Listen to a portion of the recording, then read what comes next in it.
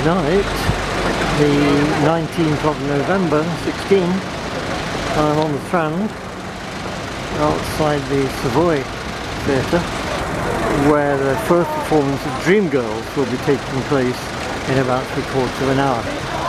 This, I believe, is something to do with Amy Ansell, maybe producer, because I received an offer to invest in the production.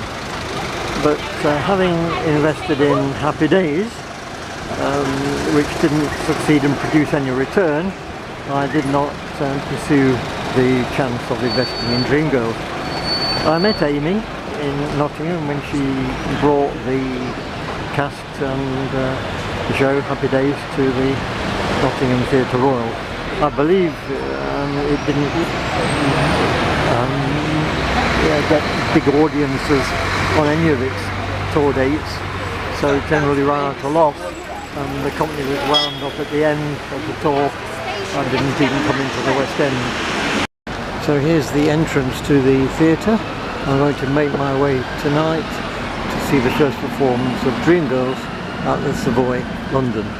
If you're watching carefully the way the cars and taxis arrive here, I think it's the only side road in the UK where traffic drives on the right as it enters and comes out on the left, as you can see from this vehicle driving down the left hand side of the road.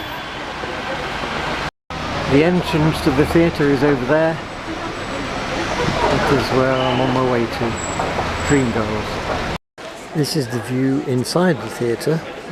Programmes or brochures were £8, so at that price I didn't bother. What is interesting is that entrance there is at ground level, just a few yards from the door, so the whole theatre is bored out of a big hole. Dreamgirls has just finished, given a very enthusiastic reception all throughout the show. Every musical number was cheered. It's a very slick show. In slickness it reminds me of Motown. There's one significant difference between this and Motown though, in that the music in Motown is well known, and I didn't know any of the tunes in this one. Maybe some of the audience did, maybe all of the audience except me did, but I certainly did not.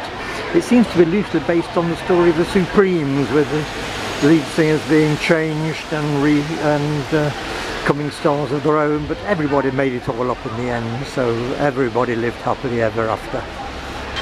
Yes, I could see it running for possibly a year, maybe more. 4 stars, I think.